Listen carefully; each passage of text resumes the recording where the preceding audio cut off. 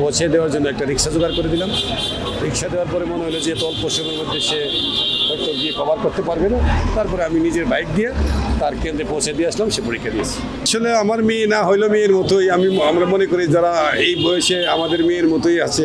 আজকে এরকম লেট হয় না, কিন্তু একজন শিক্ষার্থী ভুলক্রমে তার কেন্দ্র ছিল সিদ্ধেশ্বরী ডিগ্রি কলেজ, ভুলক্রমে চলে আসছে সিদ্ধেশ্বরী গার্লস কলেজ। তখন বাজে 10টা 20 মিনিট। তো সে যখন দেখলো যে তার এখানে রোল নাম্বার নাই, তখন কান্নাকাটি করছিল। আমি কেন্দ্রে ডিউটিরত অবস্থায় এই ঘটনা দেখার পরে আগে গেলাম মেয়েটাকে কী সমস্যা জানতে। তখন মেয়েটা বললো যে এই ব্যাপার। তখন আমি তার রোল নাম্বার দেখে অনেকের কাছে জিজ্ঞেস করে জানতে পারলাম যে এই পরীক্ষার্থীর কেন্দ্র হলো সিদ্ধেশ্বরী ডিগ্রি কলেজ।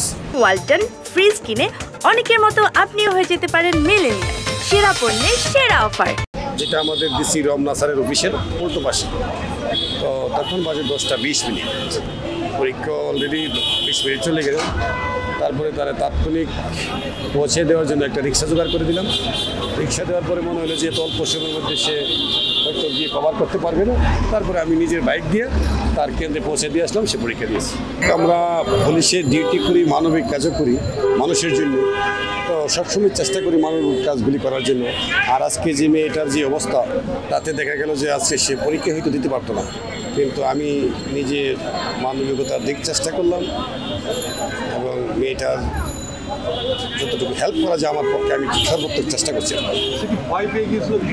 না, বই পাওয়ার বিষয় না, এটা মেয়ে তো ভুলক্রমে চলে আসছে এই কেন্দ্রে। সে তো আসলে এই কেন্দ্র ভুল করে আসছে। তাতে তো একটা কেন্দ্র থেকে এই সিদ্ধেশ্বরী গার্লস কলেজ থেকে সিদ্ধেশ্বরী ডিগ্রি কলেজ প্রায় 1.5 কিলোমিটার।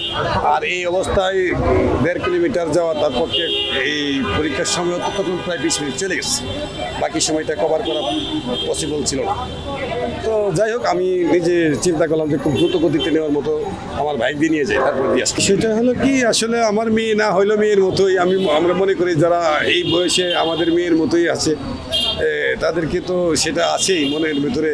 আমরা যে মানবিকতা দিকটা তা প্রকাশ করি না যে মেয়ে বা ছেলে, আমরা চেষ্টা করি মানুষ হিসেবে তাকে হেল্প করার জন্য। না, ওই সময় আসলে কথা বলার মতো কোনো সুযোগও নাই, পরিস্থিতিও নাই। আর আসলে আমরা কথা বলার যদি চেষ্টা করি, তখন সে আর পরীক্ষা দিতে পারার মতো সময় হাতে থাকবে না। ওই সময় আমরা চেষ্টা করছি সে যেন পরীক্ষা দিতে পারে। তো তার পরিচয়টা আমরা নিশ্চিত হওয়ার জন্য না, যেন সে যেন পরীক্ষা দিতে পারে আর কি। সে বিষয়ে বর্তমান পুলিশ জনবান্ধব পুলিশ, জনগণের বন্ধু, ব্রিটিশ আমলের পুলিশ না। এখন হয়তো মানুষের অনেকেই মনে করতে পারে, এটা আসলে কারো মনের ভিতরে তো কী আছে জানি না। তবে সবারই উচিত যে পুলিশের যদি মানে ভিন্ন দৃষ্টিতে না দেখা, বন্ধুর মধ্যে দেখা। আমরা চেষ্টা করি একটু মানুষের কাছাকাছি গিয়ে যাতে হেল্প করা যায়। না, সবাই তো পজিটিভ, কেউ তো আর নেগেটিভ না। হয়তো কারো সুযোগটা থাকে, কারো সুযোগ হয় না, বিভিন্ন কাজে ব্যস্ত থাকে। ওভারঅল আমরা বাংলাদেশ পুলিশ সবাই পজিটিভ, মানুষের হেল্প করার জন্য চেষ্টা করি। সবাই হয়তো এই কাজের সুযোগ পায় না বা সেই পরিস্থিতি হয়ে ওঠে না, কিন্তু আমরা সবাই মানুষকে হেল্প করার জন্য চেষ্টা করি। বাংলাদেশ পুলিশ মানুষকে হেল্প করার জন্যই চেষ্টা করি। না, আমাদের সহকর্মী সবাই তো আমরা এক মন্ত্রেই এই আবদ্ধ যে আমরা বাংলাদেশ পুলিশ মানুষের সেবা করব, আভ্যন্তরীণ শৃঙ্খলা রক্ষা করব এবং সবাই যেন সেবা পায়।